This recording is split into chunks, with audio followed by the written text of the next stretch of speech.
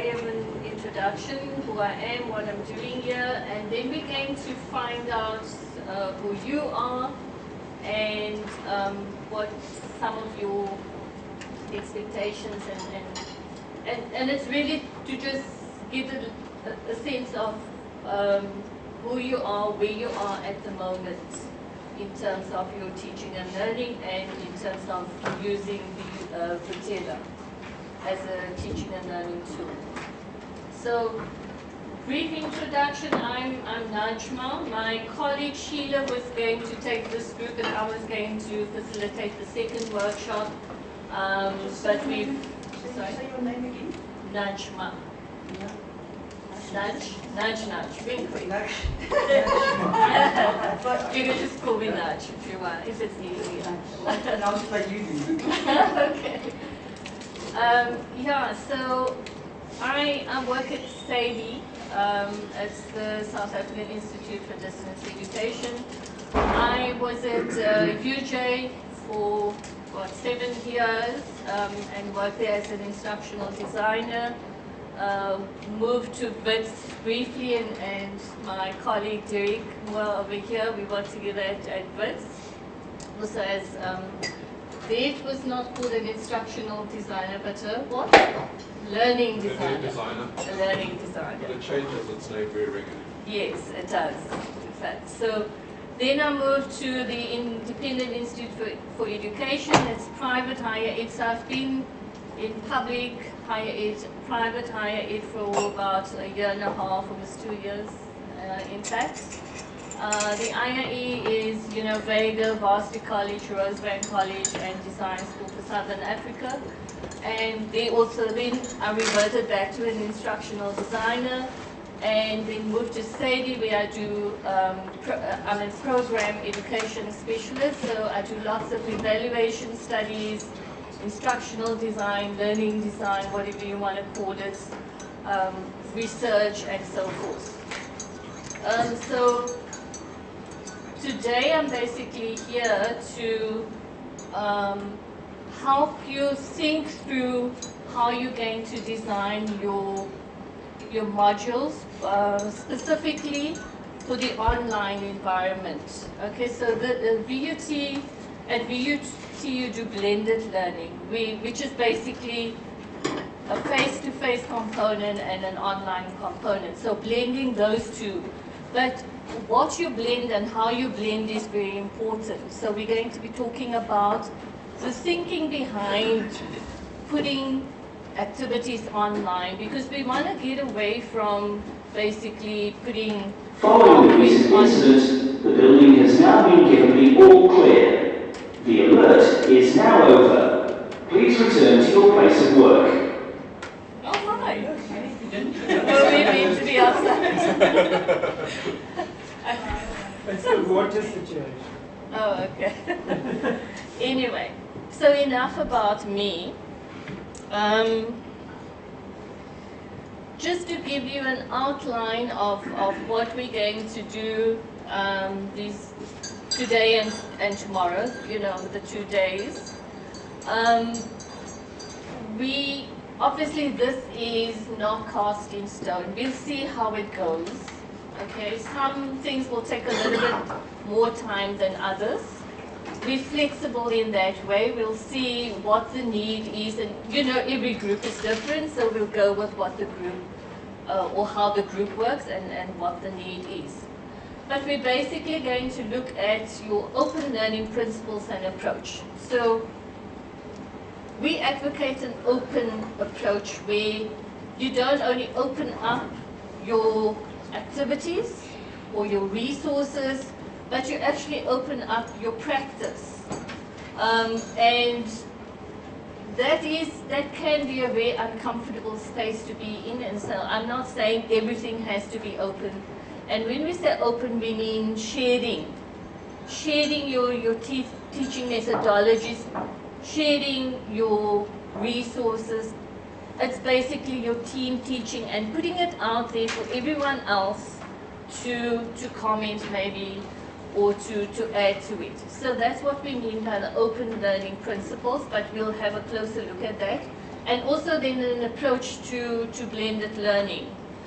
So I have the related outcome there is to recognize open learning principles and the implications for blended learning program and design. So remember, this is all about blended learning. It's about the approach, about the design, and so forth. So everything we're going to be discussing today will be related to blended learning. We're going to look at a possible framework, you know, the learning framework. And I'm saying possible because there are many ways to skin this cat. We're not saying it has to be done that way. I am just going to share with you what, in my experience, what has worked. And in some cases, even where it works, it depends on who your students are. And I mean, I just sketched my history and where I'm coming from. So that is where my experiences are located. Yours could be different. I am not too familiar with VUT's setup and history and all the rest of it. You are best placed to make that decision and to see how this particular framework that we're advocating or that I'm advocating, how that particular framework can apply or not to your context, okay? Then we're going to look at a blended learning strategy. VUT does have a blended learning strategy. Are you all familiar with it? You've all seen it? Yes? No? There's a no? No. Nobody's seen it? Yeah? No? Not really. There's a teaching and learning policy that's out. Yeah. And then we have designed a blended learning strategy. And it was rolled out to the first level managers. Okay. So it's been rolled out to them, like the HODs and the deans. And then now she's going to put it out to everybody to comment on it. But she's also running, like Dr. Machika, she wants to first run workshops. Yeah. With them before she lets it go. So she ran the workshops with the first line managers, and then now she circulated it to them to comment. So the next round she's going to go to everybody, whichever level, and run workshops and then comment. She's got a process that she's following. Okay. So it's not formally. Okay, so it's not, okay. And we're going to be doing introductions shortly, and I think it's crucial that we get to that because it's important that you know who's in the room. But yes, so that's coming. The blended learning strategy is coming, and maybe it's a good thing that we do this now, and then you can, when you get to the stage where you can comment, then at least hopefully you know you can make informed choices and you have a bit of background.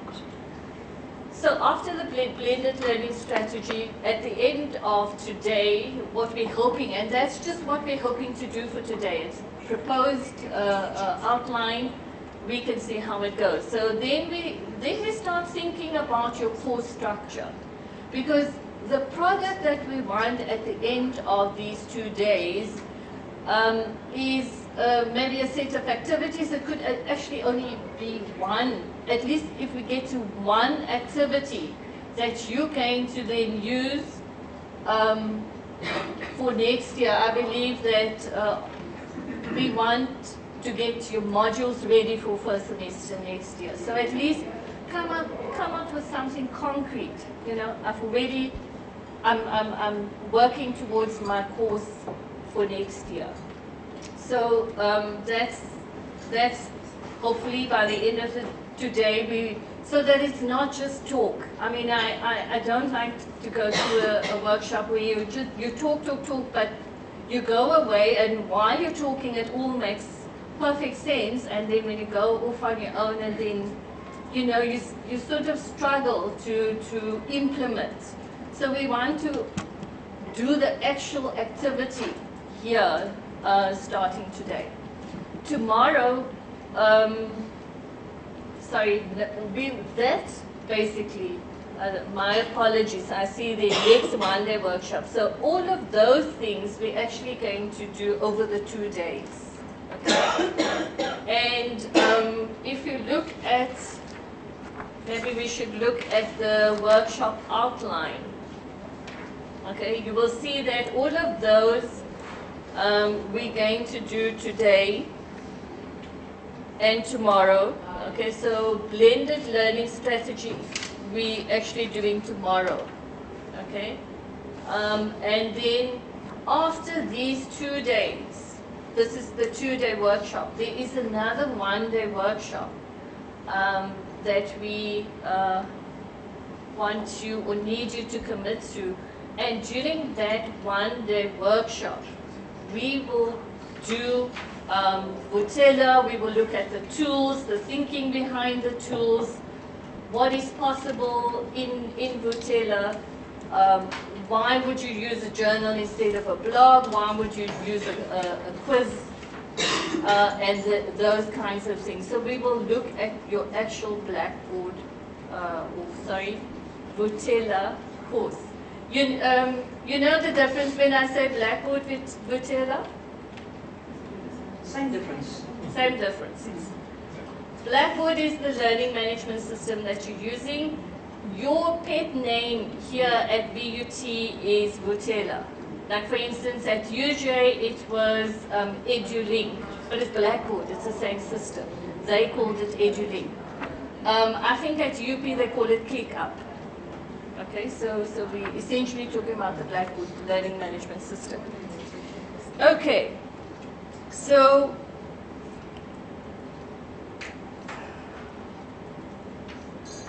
that was just the outline. This is, like I said, not cast in stone. We see how we move along. Before I do that, and this is just to give you the bigger picture, I think it's important that we just go around the room, okay, and we just see who we have here. We're going to have a bit of an icebreaker also after this, where you're going to do something, okay? You're going to, let me just start off by saying also that it's not going to be me talking all the time. I mean, I'm going to bore you to death if I must do that. So there's going to be lots of activities, okay? It will be me doing a little bit of an introduction, you doing an activity, feedback at the end. Okay, so that's how this 2-day workshop is structured. Okay, you're doing lots of activities, and we'll talk about our activity-based approach later on. So starting, shall we start there or this side with the introductions? Yes, I'm Anne Herbst. I'm from the extended course program. I'm a course coordinator, and I use Blackboard for all 26 subjects. Our lecturers don't do it individually, they don't have time. Because it's a 1 week on, 1 week off course. So each and every morning I upload all the assignments for the students, and we are busy using ebooks as well as from next year on. Oh wow. So yeah, it's not the lecturers do not actually use the Blackboard, that's why So they come to you and you they give me everything that must be loaded. We do not use discussion boards or those open things that they can comment. The course is just too packed for the lecturers to actually go onto it, because the students have class from 8 o'clock till 6 o'clock at night. So there's no discussion boards. We load the content, we load the assignments, notices, everything, and now next year we start loading ebooks. Thank you. That was a very nice introduction. So if you could, yes, tell me who you are, department, your role, and how you use, if at all, you use Blackboard or Vutela. No, just asking a question. Sure. Did you call it extended subjects? Extended program. Okay, so it's not a preaching program. It's an the extended- preaching program, yeah. So because people say we don't have an extended program at BUT, they say we only have a preaching program. It's the same thing. Some people don't see it as the same thing. I just want us to Yeah. be aware of that. They say like it's not, Since 5 years ago, it's extended. it's an extended, it's not a preaching. But people still call it intro, bridging, There's different names, but it's all the same thing. And then I think their critique of extended as opposed to bridging is in the sense of how you select the people that come onto the program. You see, so do you know their argument about It's bridging just, and extended? no, it's the same thing. It's just people call it differently. And we only take the students that need that 1 or 2 points to go to mainstream. We also have intake criteria, and we do not have a bridging for all the courses. But it's a very packed. We don't use semester. We work in 5 modules, and it's 1 week on, 1 week off. It's a packed program. Really, it's not. You can't compare to any mainstream where it's a little bit.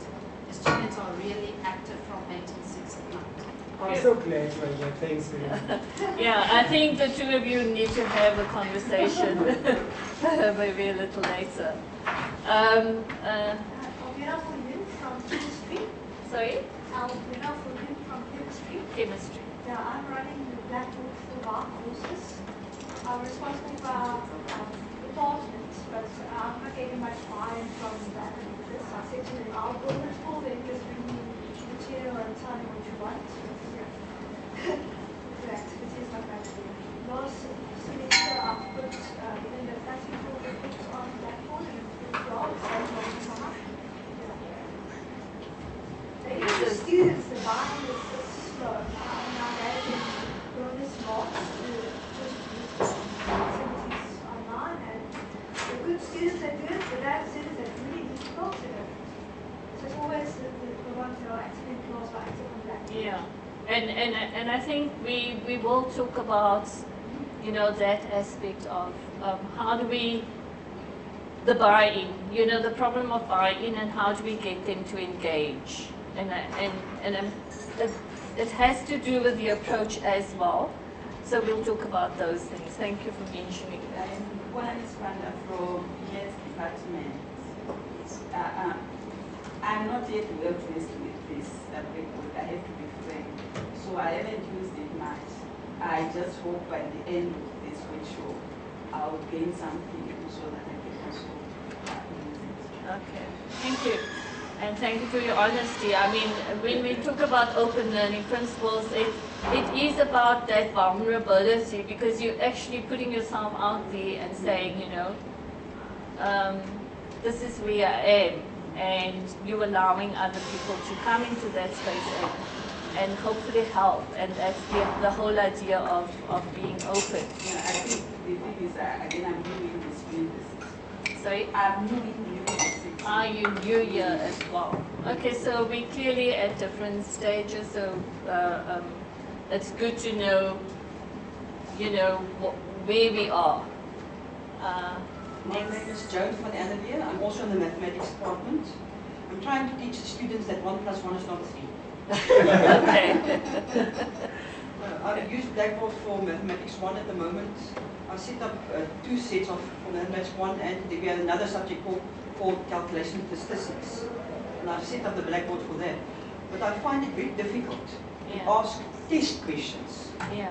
Like, they have to say, what's the integration of sine x? And then they have to type in cos x. So they have to take a course how to type equations before we can put papers on.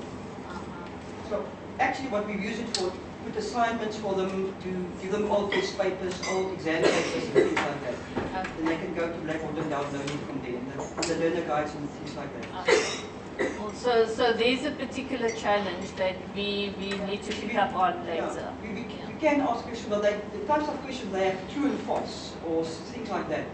They don't have, you can say integration of sine x, what's the answer? Yes. Things like Okay. that. Thank you, thank you. I actually should make a note of all these things. I mean, it's the same Thank you. problem with chemistry all the time. Same one. They'll put a comma and then the automatic marker doesn't see it as a number, but it sees it as a text. Yeah. So they have to take a course in Blackboard typing before they can actually answer the questions. Okay, so it's specifically typing in equations, it's the issue of buy-in, it is being new at the university and not having used the platform much. A colleague here. I'm Tanya Erasmus, and I'm at the tourism department, but under ecotourism management. The subject that I have on Utila, I'm a lecturer there. The subject that I have is biology, especially because it's a very interactive thing, and I use Utila to put on extra videos and material for them because we work with invertebrates, so it needs to be very visual. So I need to put a lot of extra information that I cannot fit into one class and one PowerPoint. Okay. Can I also just ask, when we talked about open learning principles, included in that is your open educational resources, right? So there are lots out there, and especially for biology and so forth. So if I may just ask, so are you using stuff that's already out there on the web, or is it stuff you're producing? No, it's just what I can find, just to explain things a bit better. Okay. And then I also use it to communicate with them. I put on notifications, what you call it, announcements. So it's also a way for me to communicate with them. Okay. So it's for communication and for uploading resources. Thank you. Hi, I'm Konala Nitwala. I'm also lecturer, first lecturer. At the moment, I don't use Utila that much. I do use it to load study guides and then announcements. And also the test, because sometimes the data is very, but it's limiting because you can only put true or false, match, there's no explanation or long questions. So I normally use it for the fourth test, which is an optional test. Okay. Yeah, like I had really challenged last week, but unfortunately, Utila is my only escape because of the workload. So the fourth test is always near the submission of the marks. So I like it because it marks for me, and then I can just go get the marks and then catch. But it's not so convenient because it doesn't give you option to give them all the questions that you want to give. Okay. If memory serves me correctly, there are 23 different types of questions. There is the essay questions, the explanation questions, but the lecturer has to mark that themselves. Because most of those text, long answers, it's the discretion of the lecturer and their own understanding of the student. So true or false, match, yes, Blackboard will mark for you, but the essay questions, Blackboard does not mark. Yeah, and the short answer. Yes. So short answer and essay type questions. Those are the only two. But They the are others, there. They are there. Okay. it's automated. I haven't So been participating on the workshop. You clearly need to have a conversation. But I have just been taught one-on-one, so Okay. I'm guilty as charged. Okay.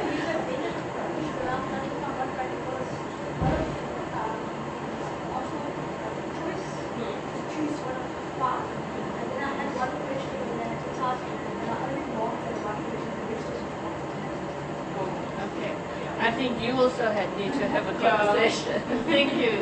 Good morning, colleagues. My name is Maureen and I'm from the Department of Software Studies. We already introduced blended learning. We teach 4 periods per week, then extra classes on weekends. The students have to work on their own. We upload all our exercises, learning material, learning guides on Blackboards. And then for assessment, we use Blackboard 100%. And then our learners have to upload their practical document doing ICT skills, that is end-user computing. So they upload their file, and unfortunately with us, we have to mark it even though we get the files from Blackboard. Yeah, yeah. But there are lots of other benefits that you really. We used to do that assessment as well, whereby the system will mark the scripts for you, but it was too strict. It was not so flexible. You know, there are many ways to kill a cat, but with that system that we're using, if for instance you want to save a document and you use Control-S, it wants you to go to File menu, Save As, you know, all those step by step. It was not so flexible. So that is why we don't mark online anymore. We prefer to mark it ourselves. Okay, I mean, I remember, when did I leave UJ? 2014. But I remember we had a whole course just on marking. Not a course, but like we'd sit one-on-one with people, and there are lots of resources online even on how to use the assessment tool together with the marking component and how to just make that easier. So there are lots of ways around some of the stumbling blocks. And so I think maybe that conversation also needs to happen. And she was going to introduce herself, but we'll go back to her. So we'll go to Faik. Okay, my name is Faik, and I'm very excited to be here as a learner, as much as all of you people are, as a participant on the same level as everybody else. And I'm so happy to share with all of you today that all of you are here. I'm very excited about this project. I'm a bit of a multitasking person. I'll be in and out and whatever. I'm a little bit bordering on ADHD, but not really that. I can concentrate and get my stuff done. But I'm really happy to see all of us. I'm so excited about this project and beauty. Thank you. Sorry, forgive me. I'm Derek. I'm the one taking photographs and put up microphones and things like that. But I think what I'm trying to do is I'm trying to capture what we're doing so we can show other people at VUT maybe what is involved, but then also trying to maybe start creating a community of practice. I mean, I love hearing people say, oh, I've done this, let me show you that. And it's that really where we start to learn. Najma can produce fantastic workshops, and she will, but the point is we actually learn from each other. And I'm hoping to facilitate ways for us to talk to each other. So maybe I might bother you too much with unwanted emails, but I'm hoping we're going to find some way to connect to each other and kind of drive this process forward. Maybe I can just say for the Yes, interest, Derek is the person who will be working with students as agents of change. Remember I explained at the beginning, and with the community of inquiry, to build a community of inquiry. He's got his own company called WebLearn, but we are all together as one team in instructional design and whatever. And his company is specifically kind of focus on the students as agents of change. How do they impact their perceptions of how blended learning should be rolled out, their type of voice also heard in the whole process, and developing this community of inquiry. After the first champions have been trained, now to go and sort of cascade all of that training down to everybody. So that's it. Just so you know, I was at WITS, I was the e-learning person there, and I've been in this e-learning business for about 20 years. I've worked in Maritzburg, I worked with pre-service teachers. At WITS, I worked with far too many people. And I also have probably spent far too much on time. So if you look for @WebLearning, you'll find me on Twitter, you'll find me on Facebook, on G+.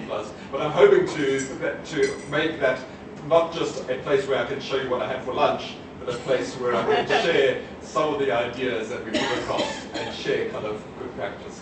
And also they're both doctors. No, so you can say Dr. Moore and Dr. Nudge, nudge. Or silly idiot. My name is Mponyana Vessels. I'm the trainer and instructional technologist here at VUT. I'm sure most of you have seen me in the trainings for Vutela and all of that. I also assist lecturers in uploading their content, also assisting in having the Vutela tests, booking their venues, making sure that everything is running. So yeah, I'm the Vutela person, go-to person. Nice. She's everything, the real worker, the real designer, the real everything behind Vutela. I'm just a mascot. Good to have them here. Morning, my name is Rishi Supraj. I'm a senior lecturer in industrial engineering. I've been using the LMS systems for over 10 years now. Oh wow. Okay. Blackboard now, but prior to that, Sakai and then Moodle originally. So I've had quite a bit of experience using these systems. Some have worked, some have not, but what I do find now that with Blackboard, it does require a bit of time on the part of the lecturer in order for it to run effectively. And that's something that's at a premium at BUT. So I think any assistance in that regard would definitely help the system work better. I'm sure she's making a mental note there. Yeah. Oh, great, thank you. And I'm sure they're making a mental note of, he's got extensive experience, person to speak to. And like Derek said, it's about, that community of practice. It's about sharing. That's what open learning is all about. It's about sharing and extending and so on. Good morning, my name is Sunare. I'm from Management Sciences, Sport Management, and teaching sport and physical education from the first year to the third year. So in the first year I'm doing anatomy with my students, second year anatomy and psychology, or aspects of psychology, and then the third year sociology. So in both, from first to third year, I'm using Nutella, notes, Renegade, assignments. But I'm also using YouTube videos to put on Nutella for the students to grasp some of the concepts. That's my use of. Thank you. And same question, is it videos that's out there or is it videos that you're making with your own? So that OER conversation I think we need to have, because I think it's important that you pay attention to how it's licensed, because often we take stuff off the internet and there's a limitation to what you can do with it. Good morning, I'm Manti, and I also come from Management Sciences faculty. I teach Marketing 1 to first year students, and I use Nutella for obviously uploading of PowerPoint, the test, notices. I do also assess with it sometimes. Yeah. Okay. That's all. So there are quite a few of you that's already using it. You're already doing lots with it. And hopefully we can explore other avenues, because I always say there are so much you can do with the tool, and we don't expect you to do it all at once. So you can take it in stages, baby steps. You don't have to use all the tools. So choose 1 or 2 or 3 tools, use it really well, and then experiment, move on to another one. For me, the important thing is that we use it as a teaching and learning tool, and not just, and when we say learning and we think about how students learn, and it won't just be giving them lots of information, but I mean, they learn in other ways. They learn by doing.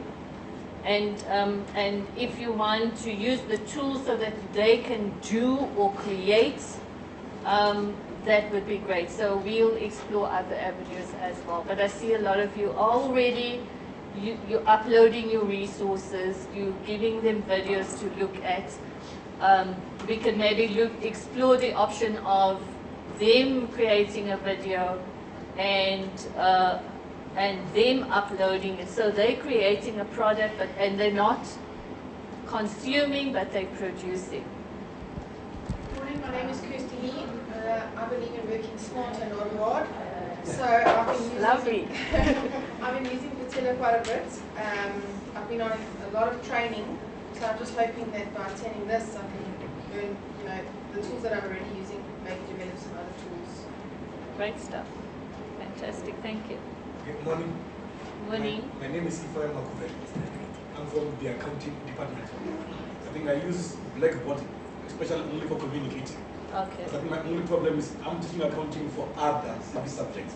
Yeah. I think I've got different courses that are all under almost 2,000 students.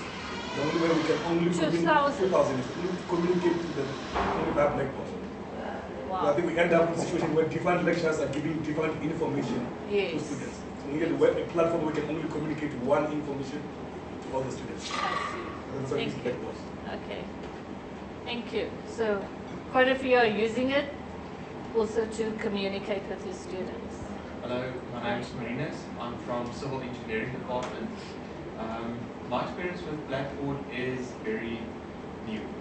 I haven't really been using it quite a lot. I have, however, loaded some information for my students, additional notes and such. And it's also quite handy for communicating with your students, as was previously mentioned as well. Okay, great, thank you. Okay, so at least now we have a sense of who we have in the room. I'm just very briefly going to look at, give you just the bigger picture of where this 2-day workshop fits in, okay? It's called the deployment workshop. So at the top, don't worry about the inception meeting, we've had that with what's your department called? Center for Academic Development. So we've had that meeting. This is the deployment workshop, okay? It's a 2-day. After this workshop, you are going to be working with another group of people who will then help you to digitize your content, or digitize not just content, but help you with activities, actually looking at the tool and looking at what you want to upload online. So remember, it's blended, so there will be some, so you've got to think strategically about what am I going to do face-to-face and what am I going to do online. Okay, so you use the time or the tool to extend the time that you have with students. So what some lecturers do is, and I'm talking about my experience at other institutions, I don't have experience here, but what I found is that they will take their PowerPoints and they will upload it online. And some lecturers will tell you, but no, actually I don't want to put my presentation online or my PowerPoints online, my lecture notes, because then my students don't come to class. So my take on that is that you've got to use the two spaces differently. You can't just, if you're just going to replicate what you do in class online, there is no need for them to come to your class. Okay, because a lot of the academics will go through a presentation and that's their lecture and that's it. So there's no engagement, there's no asking questions, and there is probably no time, but you've got to structure your time differently. So if you're just going to upload those lecture notes online, there is really no point in students coming to your lecture. So we need to think about that. Anyway, so that group of people will help you to digitize your content. While that process is happening, we will then, so you have a break now in between, and the next 1-day workshop is then going to happen in a week's time. You would hopefully have had some contact with the group that's going to help you with the digitization. And then we will look at those activities and I will then also assist with that. After this process, we will then review some of the first components of each of your modules. Okay? In fact, even if we just have one activity that we can review, just to make sure that it aligns with the approach that we have agreed on. So we're going to explore an approach and a strategy together, and then you do your content, your digitization, we come back and we make sure there is some kind of alignment with what you said your approach is going to be. Okay? Then there's also a train-the-trainer component, and you can correct me if I'm wrong, but some of the people here will be doing that online, all of them. Were you aware of that? The train-the-trainer component? No? No, I think they were.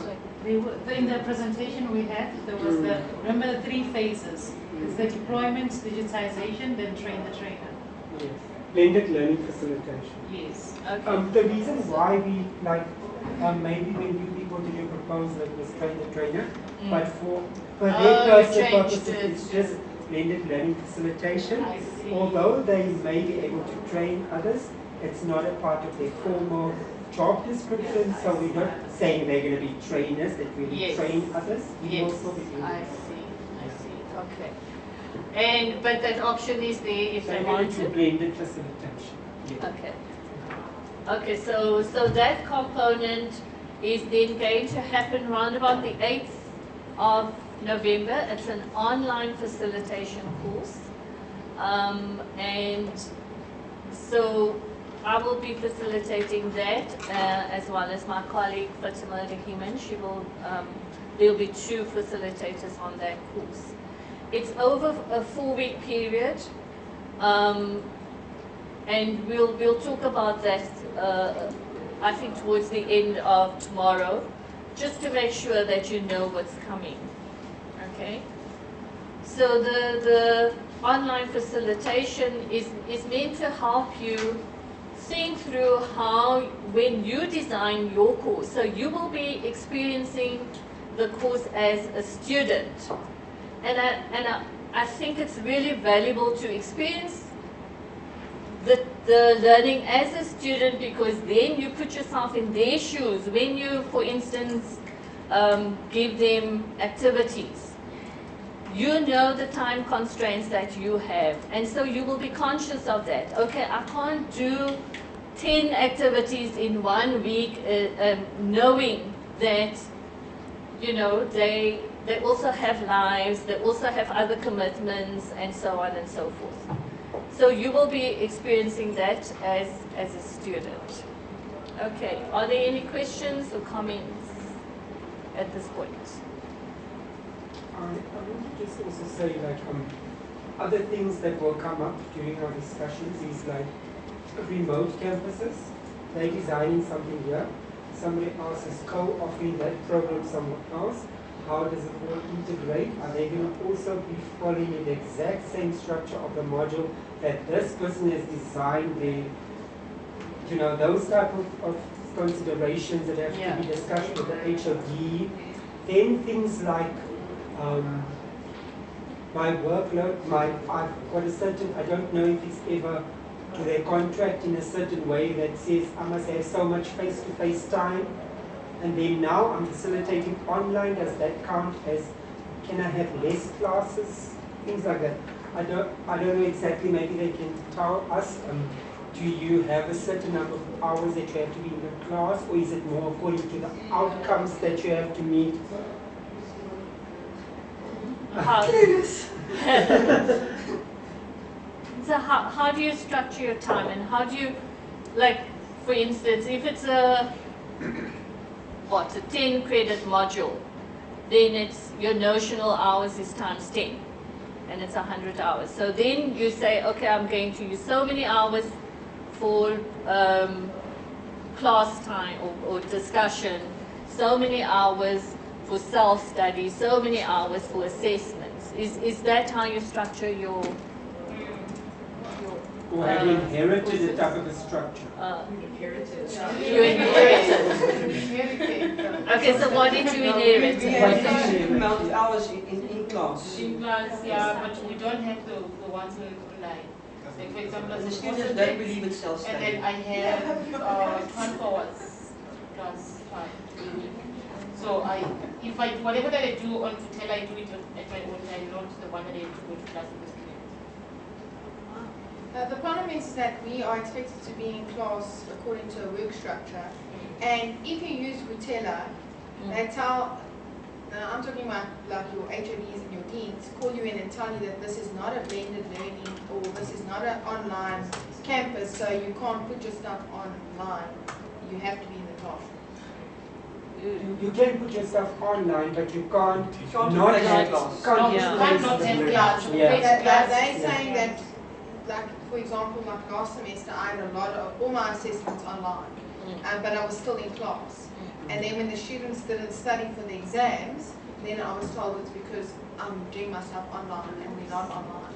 And another thing that also comes here is the professional bodies. Would they regard these assessments that you are doing to be high stakes? How much percentage of the assessment that you do can count towards a high stakes mark according to your professional body? If you with engineering, EXA, then they say no, computer-based testing must count any percentage towards a final mark, things like that. I'm just mentioning the things, not that we should discuss all of them now. Like, you know, it's all good those just things to- that you just have to bear in mind as we go along. Okay. Yeah. All right. I think there are quite a few things that we need to pick up on again later. Maybe just one final word on it, because I think we've got to move on, is that at all the other institutions, it's also, it's the same. You can't substitute the online time for class time. So the class time remains the same. Okay? If you have a 15-minute lecture twice a week, and now you've decided to do an online component, it doesn't mean that you don't have that lecture any longer. It simply means that you structure your time better, or not better, but differently. Okay? So that you can maximize the time, the face-to-face time that you have with them, and you can do different things. So if it's content seminar, if you want them to read something, and you put it online, and you give them a couple of questions, and they then come to your class prepared, and you have a discussion and a question and answer session, or a debate, whatever you want to call it. So it's actually just structuring it a bit differently so that you use your face-to-face time optimally. So it's not about, replacing one with the other. Yes, that is a very beautifully politically correct answer to give. And then I also want to mention that there are other modules that came, new modules, like social intelligence in engineering and things like that, where I think Marina's can maybe explain to us more about that, but we don't want to go. I just want to capture the idea, the point that I'm trying to make, is that that module has got even less face-to-face hours, and they did reduce, or it didn't exist before, but it's not like a traditional module where you have to have face-to-face. It's almost like more online than face-to-face, and the lecturer got away with it in doing it that way. And they also building a new module, which is safety or something. I don't know what exactly. Safety principles in the and law. And that is also more online. So you see there are opportunities for curriculation and recurriculation. So how we're going to capture that throughout the process is something that I would like people also to think about, sort of like whatever we discuss here and it affects curriculating, maybe we should capture that so that we feed it through to the HOD.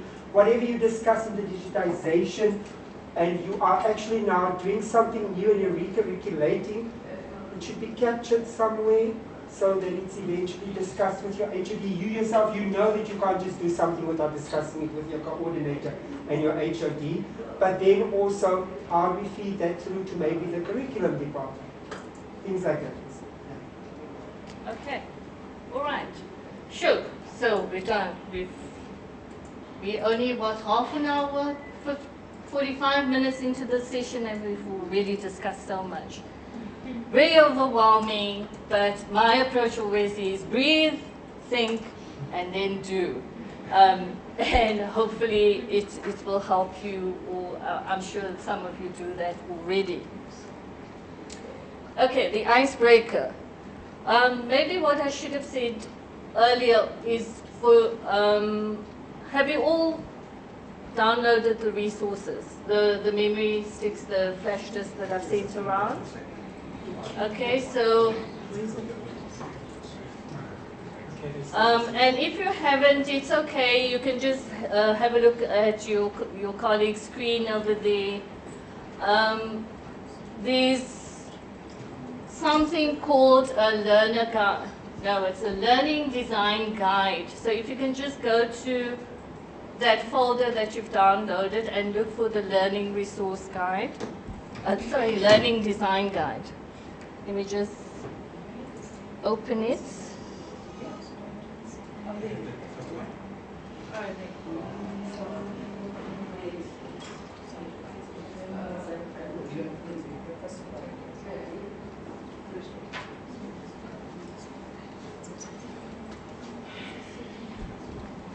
Okay. Okay, so your very first activity, I think, before you all fall asleep, we really just need to start doing. For me, the doing is always very important. I cannot listen to somebody speak like for 30, 40 minutes without falling asleep, and I don't want you to do that. It's very early in the day. So the task, and I haven't provided cards because I think let's just move away from that. And if you don't have your laptop or you can use your laptop and just open a Word document and you can record that, or you can just simply write it down. But basically, it is the task is for you to share your name, a little about the path you have chosen to take in life. So apart from you as a lecturer, you as a person, who are you? And which path you would choose today if you could do it all over, knowing what you do, knowing what you know today. Include how the different path in it is related or not to why you are attending this workshop. So you chose a path as a lecturer, for instance. Okay, let's look at that. You as a lecturer, this is the path you have chosen. After your 20, 30, 40, 50 years of experience, knowing what you know now, would you choose a different path? And then if you can somehow relate it to where VUT is headed with a blended learning strategy, would you do it differently? Would you continue on that path? Okay, I'm going to give you just... It has nothing to do with the work. But can I just tell you, your microphone looks like a little kitty cat. Or yet the little ears and the tail. Every time I look at you, I see the little kitty cat. Oh, shame. Okay. Is it distracting? No, leave it. It's cute. It's cute. Yeah, no, I like it. Okay, just I think we've had quite a bit of discussion, so I do have a sense of who you are, a little bit of a sense of who you are. But just think about that, just 5 minutes, right? And then if you can just come back and at random we'll just pick 1 or 2 people just to report back. Okay, so. Okay.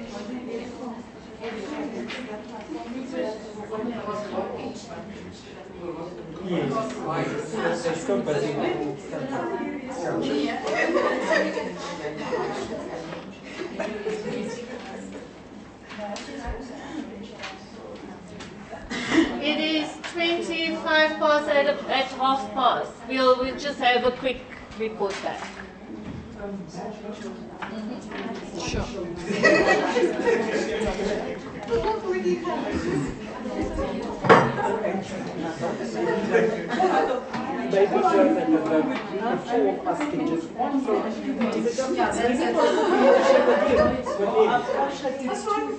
Oh, okay, you want to share it out. Okay.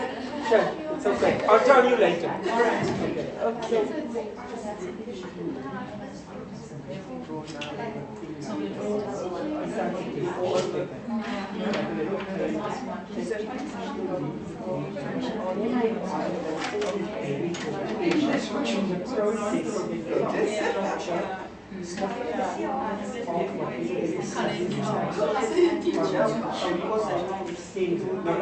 Just not that extended and test. Just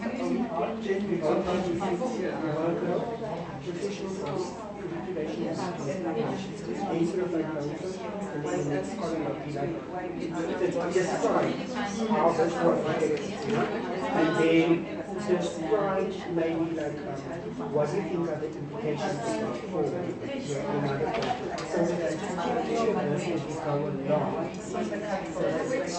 Yeah. So after and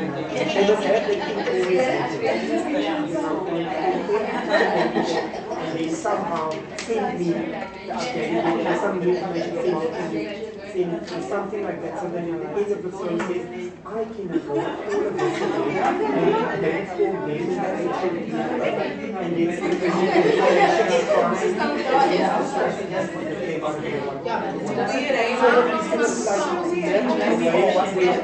when the mass of people comes aboard,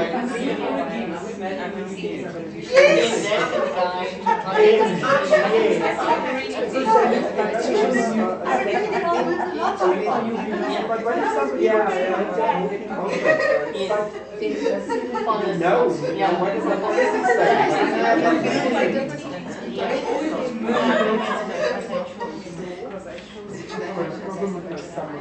So that's why I'm also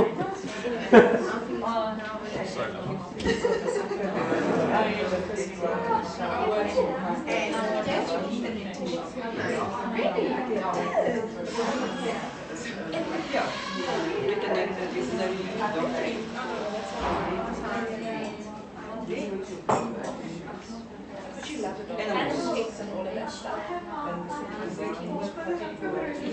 Still working with animals and nature. Wait, are you telling me you want me to involve? Just a different kind of. If you're involved, then No, I saw one. Just I saw one from most of them are so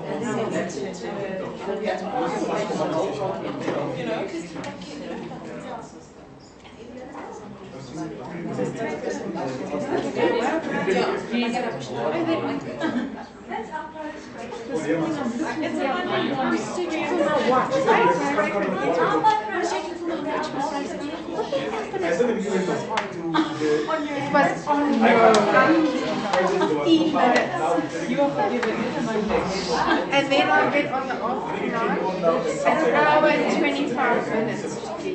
That's what it's for. You should have seen the tractor. They just were coming in. It's not the black market. It's every 4 kilograms for the farmers. Yeah, she had Monday. She had Monday. But it took me an hour and 25 minutes to do a whole day. And they've got the tractors on the highway. They just and they're saying like it's the first time that they see whites and blacks together.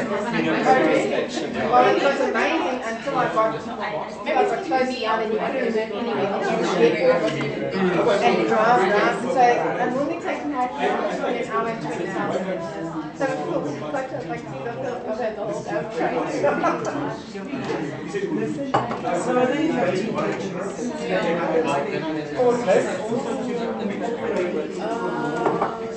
I told you, I'll come back next week. You will become Oh, sorry.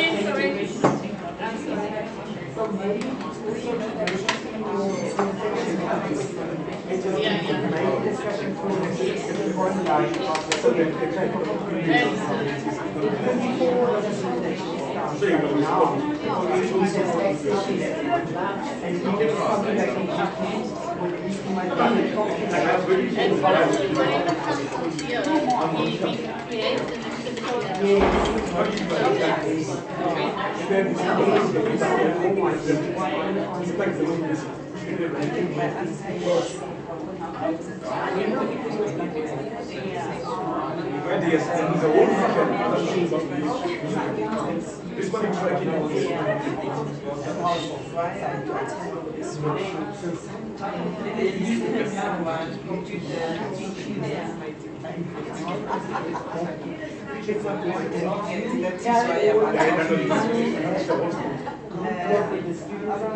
capture that in the same facilitation module, or do the students also keep modules when it comes to the vaccine?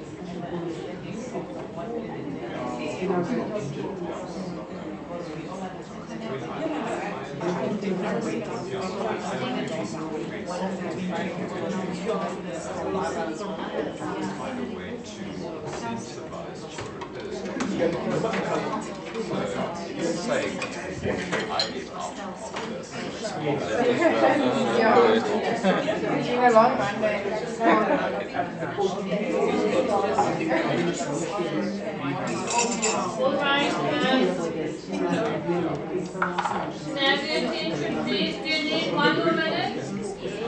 1 minute? Okay.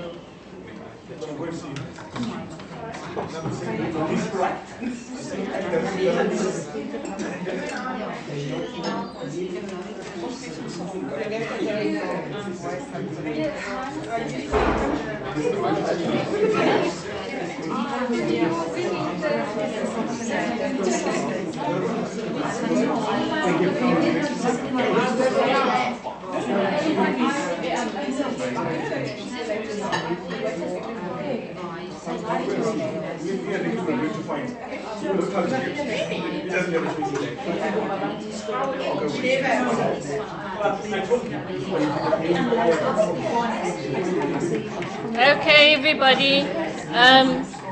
Thank you so much for your enthusiasm. I like the buzz around the room. And I would like you, maybe some brave soul, to just maybe volunteer and share. Anyone? There we go. Thank you.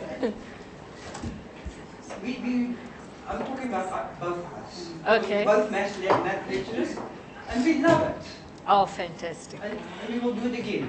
Oh, brilliant. If I had to give my life over, I will marry a millionaire. But still lecture. But still be a math lecturer. That's wonderful. Last and I would like to upgrade on that. I rather prefer to win the lotto and have my independent money.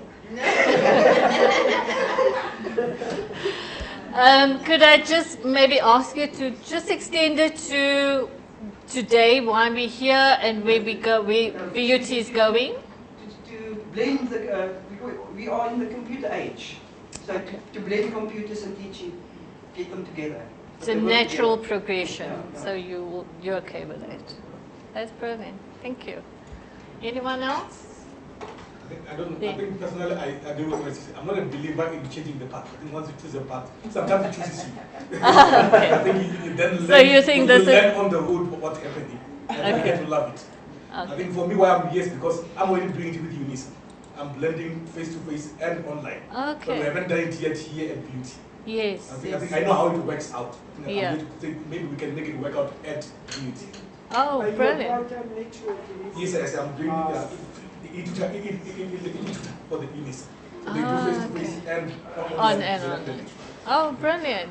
Thank you. I also just want to comment on what our colleagues from Mac said. I'm new to lecturing. I know they've got years and years of experience. I love it. I like teaching, setting tests, setting exams, but the marking part. Thank you. This is probably the part that is the most tedious process. And so you would be willing to explore how the tool can help you with that? To make that a bit easier, the only challenge that I think we are going to face from an engineering perspective is when you're doing designs. There are multiple answers to the same problem in engineering. Yes. One of the things that I think we're going to struggle with. I don't know if the Blackboard learning system will accommodate for all of the possible answers that can be given in a design. And then also, if you think about our context, drawing. Yeah. I mean, a drawing is structured in a way that it should be, but it might not always be exactly the same orientation on the page. If that's possible to have like a picture, marking a picture kind of thing, if it's possible. Yeah. I was going to ask. Your colleague had a specific question. I don't know if the hotspot would maybe assist with her, but he's got a specific question about using drawings and just it was one, yeah. Because it's two different pictures. You can make a picture from this side or from that side, or from that side. Yeah. The hotspot just says you must mark that specific yeah. places. It's relating to the engineering drawing, where our students will draw what is asked of them to draw, but then the orientation on the page might be landscape, where it should be portrait. Or if there's a way that Blackboard would be able to mark a picture comparing to another picture, or a diagram to a diagram. No, Blackboard's testing will not be able to do that. But that is why we have a project for computer-based testing, where we are actually looking at a total system, like other universities have a totally different system. I think Blackboard's testing is more for self-assessment. But if you really want high-stakes exams, even like a polygonal hotspot, because Blackboard can only make a rectangular square hotspot. So there's a lot of, and even in computers, I don't know who's from computers, like if you want a simulated environment where people actually type a program, in the program, and the computer then marks the results that that program will generate to see if your coding is right. You know, that type of thing as well. Blackboard can't do that. So you need a different system, and other universities do have that. But our problem at VUT is the infrastructural thing, because you're going to need labs specifically dedicated where people can go and do, and it's under exam conditions that people will do this computer-based testing. So it's sort of like being a catch-22 where we're going to still think about how to be thinking about how to implement that. We already spoke to the providers, and some of the providers will be coming to the Teaching and Learning Conference to show you their systems. Then with them you can interrogate, will it be able to do this, will it be able to, and we find the best system that will be able to do. We won't be able to find the system that will be able to do everything for everybody. You know, but something that can do most of the things for most of the people, but then that is dependent on the infrastructural deployment of computer labs and things like that. You know, Fred, we've tried so many things and they never work for us. E-learning, different companies. But I must say we are happy with what Blackboard is offering. At least. I'm telling you, for the first time in my life, I'm happy with something. Oh, that's brilliant. But I must also say that, you know, VUT is a very dynamic place. It's like every place in South Africa, in the higher education industry, it's also very politicized. There's still people who want to go back to open source that they feel like, you know, so we don't, it's Blackboard, that's why this name of Utela as well. Because in the people's vision is that it should be model, it should be those open source things, it should be, what's the new one? Funda on Canvas and those type of things. And then they will not be the Rolls Royce of Blackboard for now. They will need a lot of other developers, Java programmers, all those types of things will be needed, but people feel we are a University of Technology, we should actually even design our own LMS. And we should be using our own students, and it goes back to somebody at UWC who had Chisimba. You know, that those days, cool system, yeah. Yes, and then they call it cool, and it was the students that designed those political agendas are not away at VUT. So just be aware of that. Yeah, and maybe I want to just make two comments. The one is, yes, it is political, and those that advocate open source, I'm an open source proponent, that you need a dedicated team. For instance, UCT is using Sakai, but they have a dedicated team that looks after the system, that have customized it for them for UCT, for their space. Okay, so lots of investment in resources and stuff. It's not cheaper. If you're gonna look at it from that angle, it's definitely not cheaper. Option A, or the advantage is that you can customize it and have a homegrown system. Or you could go the Blackboard route where you've got a dedicated team. It's a licensing, so somebody's looking after all of that for you. You don't have to worry about that. So that's the one. The second thing is in terms of limitations, and our colleague right at the end there, Marinus, and your comment about its working and so on. What I liked about Blackboard is that we have their support. They even come yes, to the us support and system. compared to other companies. You have to call them. Some are even overseas. You can imagine the stress that we have to go through. Yeah. So I just wanted to say in relation to that you can request enhancements. There is a particular link or website, I know I've done one or two, where if there is a limitation, you send in your request. It does not mean that you're going to get it, but if they get enough people asking for a specific functionality, they will then look at it. So if there are like really particular things that you think needs to be incorporated, write to them. Who knows, maybe they'll incorporate that in the next version. Okay. Can we get just one or two other people, then we really have to move on. And I'm going to just ask, if we look at this, if you see there that the tea break was supposed to be at 11:15, which is in the next 5 minutes. Can I suggest that we have a working tea break? But I give you a few minutes just to go get your coffee, and some of you have done that already. And that's perfect. Is it okay if we continue? Yeah. Because we are a little bit behind. Thank you. So just maybe one or two people from this side has been very quiet. No, you haven't. We've got two there and we've got two there. Okay, let's go that side.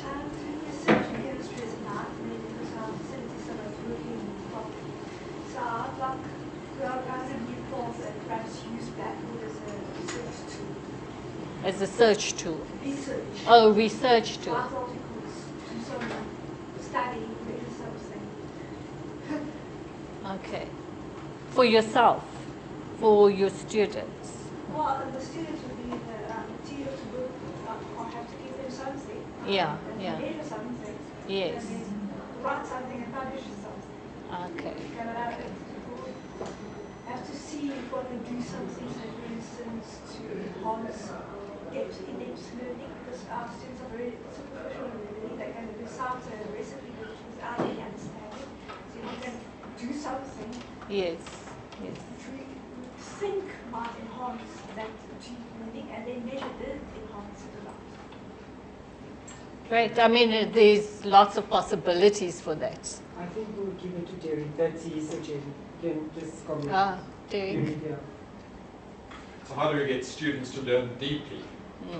And that's just a possible research question that could be studied, but I don't mind what research question. Yeah. What she's saying is that to build that community of inquiry that's a possible research question, but the subtle of teaching and learning, how would you think, that's his role? It's a hard question to answer in a short period of time.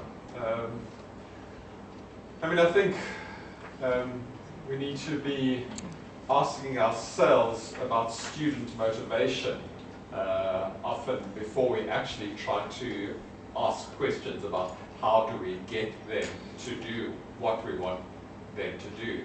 And for me, there are two kinds of students. There's the Susan and Robert. And the Susan is the person who actually can learn anyway. So we can put them in a lecture theatre and they will learn.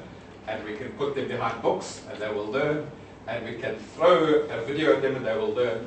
But that's not the majority of our students. The majority of our students are Roberts.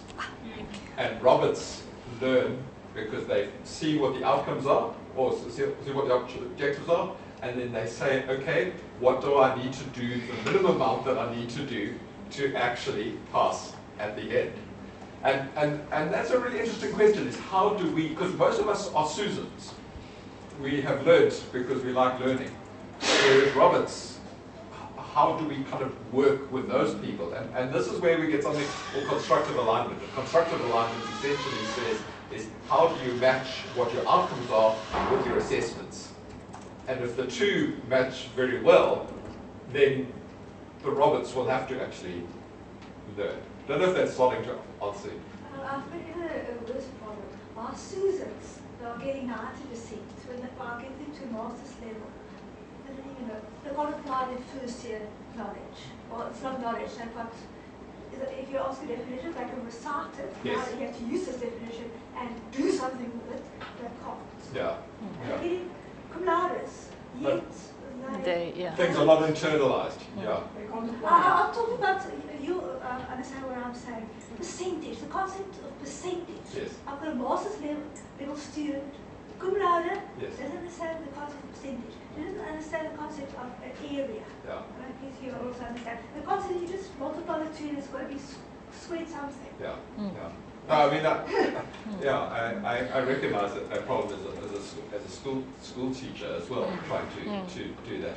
I mean, I think for me this is where Blackboard also gets quite exciting, is because what you're talking about is you're talking about threshold concepts, and if you don't understand these concepts, well, you understand them because you've passed the threshold, whereas for them they're on the other side of the threshold. But whereas what I find exciting about things like the Blackboard is you set very low stakes formative assessment tests where you say, I'm afraid you can't go any further until you actually can demonstrate your understanding of these things. And I often think, I think what we're doing is we're often saying the same thing again and again and again. And the mistake we're making is we're assuming that they're listening. And we're assuming that they want to actually understand. Can I just add to that, because my daughter gets terribly frustrated. She's grade 11 and she gets so frustrated with her teacher, because particularly a maths teacher, because she says that if they don't understand a concept or something and they say to the teacher, we don't understand this, the teacher repeats herself.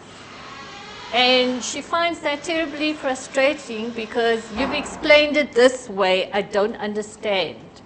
So try and find another way, another angle. Explain it to me differently, because if you're just going to repeat yourself, I'm not going to get it. Or I will eventually get it after the 10th time, but there is no time to go through it 10 times. You know, so find a different way. I just picked up on that because, you know, it was saying, you know, the whole thing of repetition. Drawing pictures, like an A chart. Yeah. Explaining, you've got a box of apples, yeah. You've got a box of apples and pennies. See, this one is a mixture, it's got less apples in it, even though it's got 20 grams. Yeah. I think on a master level, she's a student, she wants to live, she's learning, she's there. But yet, we're not getting to understand. And how many opportunities is that Susan having to actually teach those concepts to peers or things like that? So I mean, that's... There are tutors. I mean, I'm working with those tutors in our practicals. I stand there, before I start our practicals, I explain the concepts, and then they have to go through the lines and assist the students. Even my lab technician doesn't get the basic concepts. Then some of the writing students, I said, this guy's telling us nonsense. Yes. So, I don't know. Even they, I don't know. Okay. Yeah, we clearly, I'm sorry. It's just we sort of just, I'm mindful of the time, and these are exactly some of the issues that we're going to be talking about, because we're looking at the teaching and learning concepts behind using the tool. So that's exactly what we're going to be picking up on later in the discussion. So let's keep that in mind. Can I just have one more person sharing, and then we take a 5-minute comfort break in case you want to go to the ladies' room or grab a cup of coffee or whatever. So just one more person. Yeah, no, I'm not that one person. Oh, okay, it's not that one person. Here's our one person. Yes, he's going to say, I just want to say we haven't lost the real essence of what Vera was actually saying to me. Oh. The real essence of what she was saying. That was, what we did was go into the further discussion, but she was actually also talking about how are we going to help her to do research about whatever comes out of here. So we have got that question in mind, and Derek will be presenting later about the students and the CLP thing. And I will very briefly pick up on design-based research or participatory action research. Just very briefly, we can talk about those things. Thank you. One more person, and then, sorry, your name again? Sorry? Rishi. Okay, and then we're going to have our comfort break. I'll comply with the requirements there, but I never intended being a lecturer. I never even thought about being a lecturer. It just happened. It chose you. Yeah, it happened that I applied and I got the job. So